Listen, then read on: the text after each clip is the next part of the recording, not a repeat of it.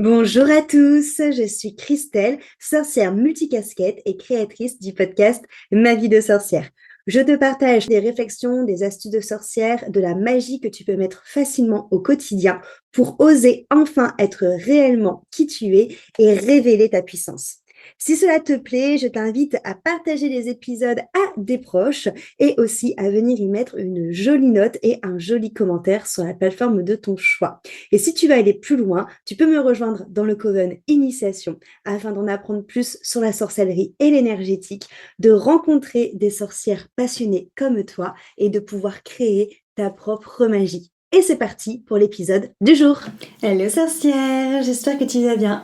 Aujourd'hui, on se retrouve quotidiennement pour papoter de ce qui se passe dans mon chaudron intérieur, te donner des astuces de sorcière, te parler de réflexion, répondre à vos questions et aussi te partager des conversations que j'ai parfois avec mes coachés. Et aujourd'hui, je rebondis sur le podcast que j'étais fait hier et avant-hier, aka ce qui s'est passé pendant mes vacances et notamment le fait que j'étais sous un stress / angoisse un peu comme ça de sous-jacent assez minime mais quand même tout le temps présent.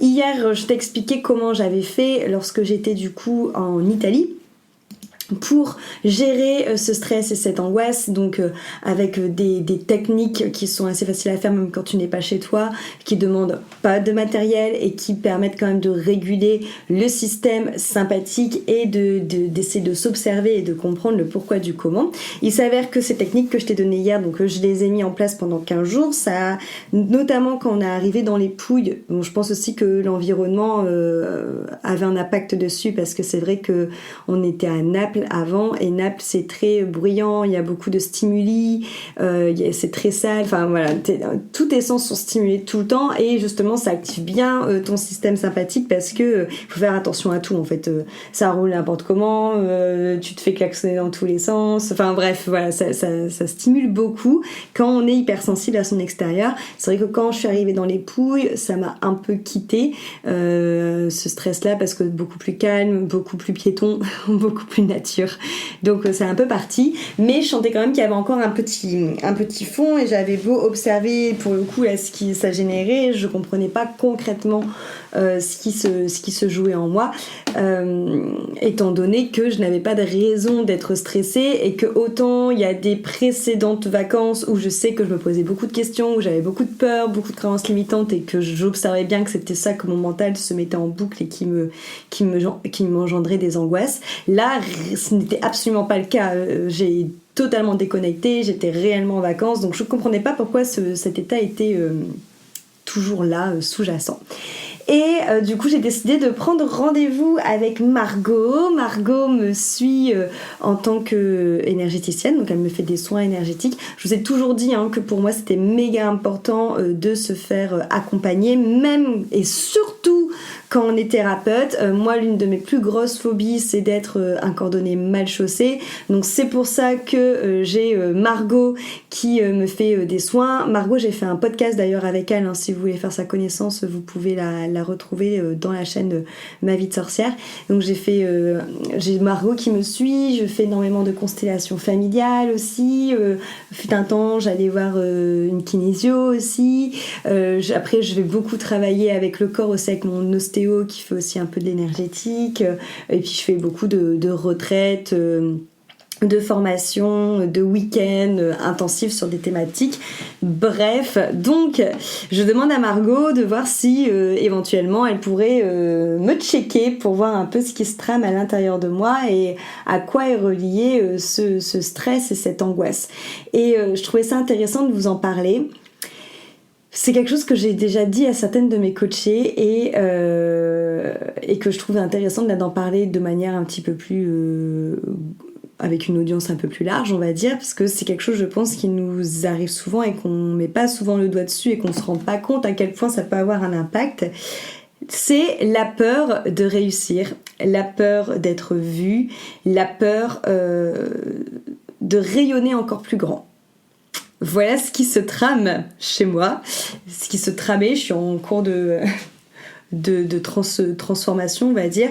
Là, septembre-octobre vont être des mois qui vont être charnières pour moi, vont être des mois où je sens que je suis... En fait, c'est comme si que depuis toutes ces années, j'ai semé des graines. Bon là, ça fait plusieurs années, un peu plus d'un an maintenant, que je récolte mes graines que j'ai semées. Et en gros, c'est comme si tu veux, qu'on était sur une montagne, et que j'avais monté une très grosse partie de la montagne. Mais tu sais, il y a toujours ce moment où du coup la pente est un peu moins aiguë, et que du coup tu montes tout doucement sur un chemin vacillant, et que tu arrives à un moment du coup sur la montagne où la pente, tu vois qu'elle devient de plus en plus raide, et surtout que c'est comme si tu avais fait un premier sommet, et que cette pente plus raide, elle t'emmenait à the sommet, tu vois, le sommet où tu auras la plus belle vue. Moi personnellement, cette image me parle beaucoup, étant donné que j'ai un amoureux qui veut toujours monter de plus haut pour avoir des bons points de vue. C'est exactement ça, c'est comme si que j'étais déjà montée sur un chemin beaucoup plus randonnable, on va dire, que ça m'avait fait monter voilà, à un niveau, et que là il fallait que je monte quelque chose de un peu plus ardu, et que ça allait me donner une putain de vue sur toute la plaine. Et là tu vois, je suis en bas de cette montagne, et je regarde en haut, et ça y est quoi. Ça y est, je sais que je vais changer de point de vue, je sais que je vais changer de dimension, je sais que je m'apprête à, même si j'ai déjà monté les 3/4 de la montagne, que le dernier quart, il va être tout à un palier, en fait, tu vois. Et ça fait plusieurs années maintenant que je travaille sur le plafond de verre, que je sens qui est là, que je sens qu'il monte au fur et à mesure, et que je le pousse, et que au plus je le pousse, au plus il s'amincit, et que là ça y est en fait, c'est comme si que le plafond pouvait plus monter, et que là j'avais plus qu'un seul choix, c'est de taper et fracasser ce qui reste du plafond de verre. Et donc ça se matérialise comment ? Ça se matérialise face à un gros projet que je vais sortir courant septembre, qui, bon, certaines d'entre vous sont déjà justement au courant, parce que c'est un projet que j'ai créé dans ma petite tête depuis plusieurs années, que j'ai mis sur papier il y a plus d'un an maintenant, que j'ai partagé avec certaines d'entre vous, et que j'ai co-créé avec certaines d'entre vous il y a quelques mois, pour rajouter des choses, pour remettre au point des choses, pour le rendre, comment je veux dire, la meilleure version de ce qui pourrait être actuellement, parce que forcément ça va évoluer, je me connais.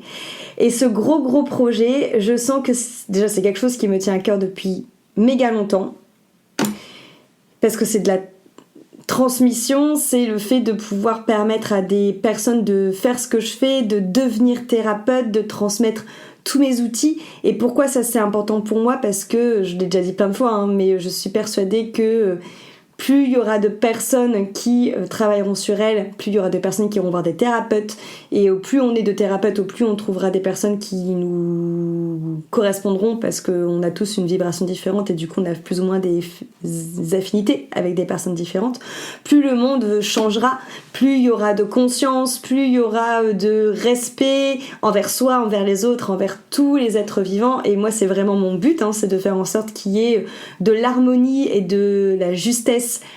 Ça, je me rends compte que dans cette phrase on reconnaît bien la balance qui est dans mon thème astral, surtout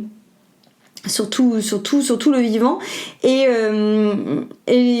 j'ai hâte en fait de transmettre ça. La transmission, ça a toujours été quelque chose que j'adore faire, c'est pas la première fois que je vais former des personnes, et j'ai toujours adoré transmettre. C'est vraiment quelque chose qui me fait vibrer, qui me nourrit. Voilà, quand on parle, tu sais, des zones de génie, je pense que ça fait vraiment partie de ma zone de génie, parce que c'est quelque chose, je sais que je suis douée entre guillemets pour faire ça, parce qu'on me l'a dit plusieurs fois, et que c'est très fluide pour moi, que j'ai un côté très pédagogue, parce que j'arrive à expliquer la même chose de différentes manières pour que la personne le saisisse, et qu'en plus ça me prend pas d'énergie. C'est vraiment quelque chose qui me nourrit en même temps. Donc voilà, je suis vraiment dans ma zone de génie, en tout cas quand je transmets. Donc j'ai hâte de faire ça focus là-dessus. J'ai hâte aussi de vivre ça avec des personnes parce que ce projet-là, ça sera un projet qui va durer entre 1 an et 1 an et demi au niveau de la formation pour devenir thérapeute et qui se fera en tout petit groupe. Et du coup, je sais que ça va être une aventure qui va être très intense et pour elle et pour moi et que je vais voir des transformations de fou. Et ce qui me plaît aussi dans mon métier, c'est de voir ces transformations et de voir une personne justement qui va arriver dans la formation, qui peut-être aura des bases, peut-être en aura pas, mais qui sortira de cette formation avec énormément d'outils pour être une thérapeute holistique, avec plus du tout la peur de pratiquer, plus du tout la peur de se retrouver face à des cas de trauma, plus du tout la peur de gérer un groupe et surtout avec les clés aussi pour pouvoir se créer une clientèle, se créer ses prix, se créer ses soins, ses propres soins qui lui correspondent. Pour moi, je vais assister à de la naissance entre guillemets de personnes qui vont être passionnées par leur métier et ça me met en joie de fou. Donc j'ai tout ça qui me dit oh putain, ça fait méga longtemps, tu vois, enfin le truc il est vraiment carré dans ma tête, j'ai vraiment hâte que ce soit officiel et de le sortir.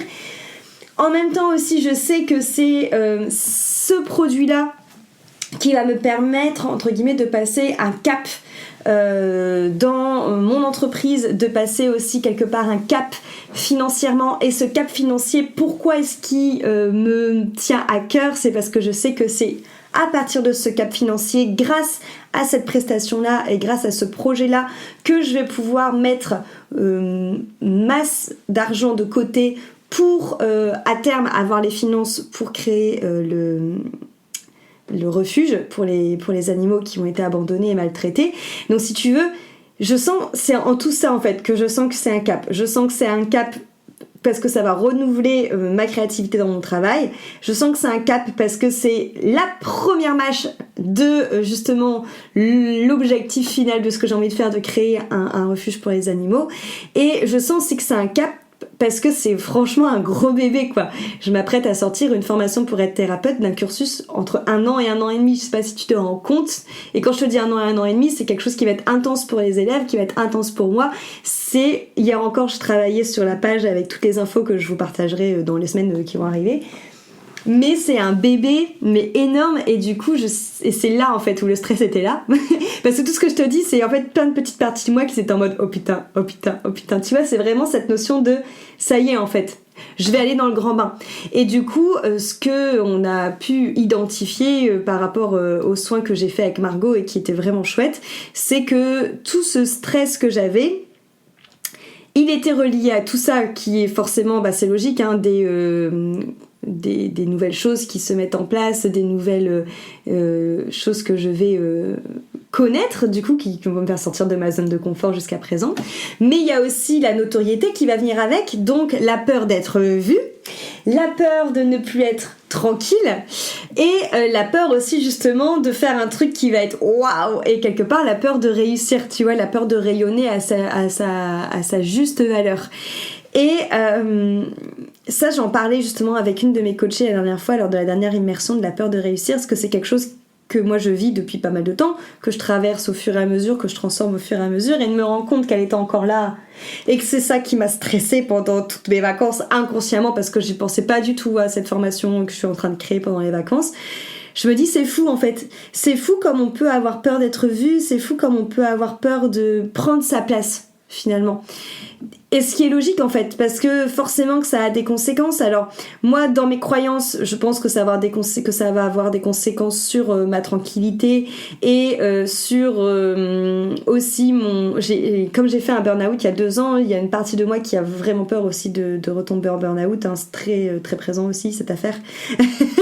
Donc je sais qu'il y a ça aussi qui est relié, mais il y a aussi cette peur quelque part de oser prendre sa véritable place, que tu vois, je sens que là c'est méga juste en fait là où je m'en vais. Je dis pas que c'est la case où je dois être, parce que je pense qu'il y a plein de cases où on peut être bien, mais je sens que je vais remplir une de ces cases, et il y a un côté de moi qui est à la fois excité et à la fois qui a peur, comme quand tu vas monter sur scène. Alors je sais pas si ça va parler à tout le monde, moi je sais que j'ai l'habitude de faire énormément la fille c'est Edith Piaf quoi, non pas du tout de faire beaucoup de scènes depuis que je suis petite, parce que j'ai fait de la danse, j'ai fait du théâtre, j'ai fait du chant, bref. Et il y a ce truc quand je monte sur scène d'avoir une appréhension de fou d'être stressée, mais en même temps d'être tellement surexcitée parce que c'est ce que j'aime, tu vois, c'est ce qui me fait vibrer. Et ça, c'est exactement ce que je ressens là, à la veille de sortir ce programme. Et je trouve ça hyper intéressant qu'en fait, ça soit l'une des raisons de ce qui m'a stressée pendant toutes mes vacances inconsciemment. Bon, après, il y avait d'autres choses, mais principalement, c'était ça. Et la peur aussi, justement, de plus avoir de temps pour soi, de plus pouvoir s'écouter, de plus être tranquille, d'être vue. Et donc, j'avais envie de vous partager ça parce que je pense que, et c'est pour ça que j'aimerais que tu te poses cette question en écoutant ce podcast du jour, c'est souvent, on se dit qu'on a peur de l'échec. Certes, c'est un fait parce qu'on nous apprend pas dans notre société à être en échec. Tu vois, c'est super mal vu, c'est montré du doigt. Mais la peur de réussir, elle est aussi puissante que la peur de l'échec, elle peut être aussi paralysante. Et moi, je sais que c'est vraiment une peur qui est beaucoup plus présente et beaucoup plus entravante pour moi que la peur de l'échec, tu vois. Cette peur de « oh putain, ça y est, quoi, je vais y aller, c'est le moment, je vais réussir », tu vois. Et du coup, j'avais envie de te partager ça parce que j'aimerais que tu te poses la question de comment toi tu en es avec cette peur de réussir. Parce que je pense qu'il y a beaucoup de personnes en fait qui s'en rendent pas compte et qu'en fait elle est à l'origine de pas mal de choses qui vont nous entraver. Et tu vois, donc c'est pour ça que je te dis que je suis en train de processer parce que j'ai fait le soin avec Margot, ça m'a mis en lumière plein de choses et c'est logique, c'est en train d'infuser à l'intérieur de moi. Mais par exemple, je me suis rendu compte hier quand je faisais la page sur cette formation de thérapeute qu'en effet j'avais le stress qui montait. En fait, au plus je marquais ce que j'allais faire dedans, est-ce que on allait vivre, est-ce que j'allais proposer, au plus j'étais en mode oh là là là là là là. C'est quand même un gros truc. Et c'est comme si qu'il y avait une part de moi qui savait que j'étais carrément capable de gérer tout ça parce que c'est quelque chose que j'ai canalisé qui est à l'essence de moi, et en même temps j'ai une part de moi qui se dit mais où est-ce qu'on va, c'est énorme ce truc, enfin bon bref. Et donc j'avais très envie de te partager ça aujourd'hui, mais il s'avère que ça n'avait pas été la seule chose qui m'a fait ressentir du stress et de l'angoisse, et ça je t'en parlerai demain parce qu'il va aussi avoir tous les facteurs extérieurs. Comme je t'ai parlé juste au début du podcast, je ressentais aussi beaucoup ça quand on était à Naples, et il s'avère aussi que je me suis fait parasiter. Donc après le soin que j'ai fait avec Margot, j'ai dû aussi travailler sur tout ce qui était nettoyage de ma personne, de ma maison, de mes objets magiques, de tout ça. Donc demain, on se retrouve demain, je t'expliquerai du coup tout ce que j'ai fait pour pouvoir déparasiter, nettoyer, purifier, tout ça. Pour du coup, en tout cas aujourd'hui, n'avoir plus que le stress et les appréhensions qui m'appartiennent par rapport à mon chemin personnel et à mes questionnements, et plus de stress et de l'appréhension et de l'angoisse qui est généré aussi par des trucs de merde qui s'étaient collés sur moi. Voilà, donc tout ça je t'en parle demain, comme ça on fait une chose à la fois. J'espère que cet épisode de podcast t'aura parlé et surtout te questionnera sur cette peur de réussir et comment tu te positionnes toi par rapport à ça. Merci beaucoup pour ton écoute, je te souhaite de passer une belle journée et on se retrouve demain pour notre podcast quotidien.